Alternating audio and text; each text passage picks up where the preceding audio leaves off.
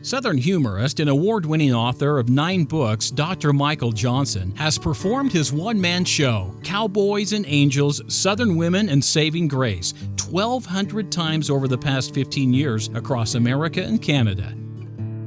I make my living telling stories. I'm not bad at the craft. Still, Michael Johnson is the best storyteller I've ever heard in my life. Jim Stovall, President, Emmy Award-winning Narrative Television Network. A wonderful combination of Louis Grizzard and Will Rogers. You just don't want to miss this.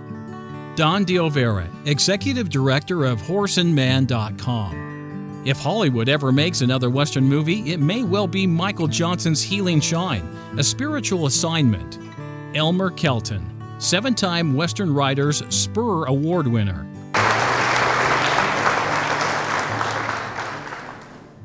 The announcer would come on and introduce a man that my grandmother said was the greatest living American at the time, Gorgeous George, world-famous world champion wrestler.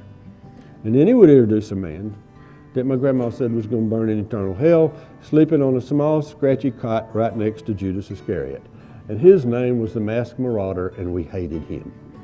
When the Mr. Fancy Stripe Shirt, as my grandmother called him, the referee, was over there talking to some stranger outside the ring, with me and my grandma screaming at him to turn around and watch, the Marauder would poke his finger in the eye of our beloved hero, and George would writhe in pain, and my grandmother would stand up and scream, "Not only is that an illegal move, but there ain't no telling where that finger's been. Turn around and watch the action." It was very stressful, very stressful. For 45 minutes, George just get the fool whipped out of it. And then right before the show was over, George would get this superhuman strength. He'd get under the Marauder, flip him, pin him, and with the referee finally looking, praise the Lord, he would go 1, 2, 3. And the championship belt would be safe for one more week. And we could eat our banana pudding and all would be right with the world. And one week, George just didn't have it.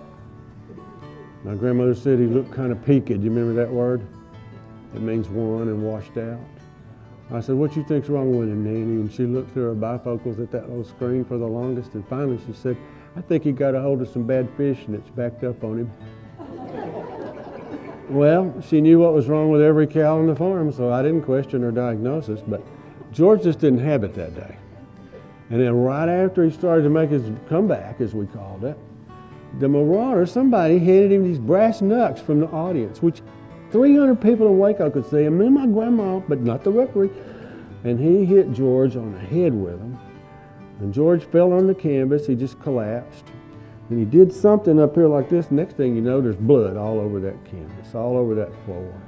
I started crying, and I said, "Is he dead, Nanny?" She said, "Hush, we can bear whatever the Lord gives us. We don't know yet." Well, we were scared because wrestling wasn't fake then like it is now. And they took George out on a stretcher, and his head was all bandaged up, and he had one eye poking out and blood all over his face. And they put that microphone down his face. They said, "George, can you say anything?" And in a voice you could barely hear, he said, "You tell my fans that if I'm still alive next Saturday, I'll be back to avenge my defeat to the Marauder." And he raised up and he got a little stronger, and he said, "Same time, same station, Channel 6, Station of the Stars." Well, when I told my grandma, I said, she couldn't even eat her banana pudding. That's how upset she was. And somehow I choked down mine and hers too. I thought that one of us needed to keep our strength up at a time like this. And I said, "You know, Nanny, after what happened to George, I don't see any way in the world I can get to school Monday." And she took her little Kleenex and wiped her eyes, and she said, "Well, when the teachers find out what happened, they won't be there either."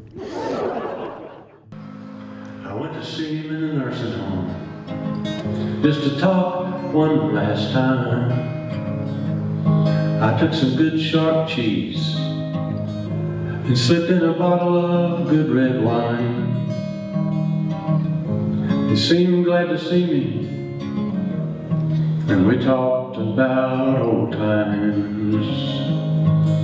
We spoke of good horses and a woman who was still on his mind.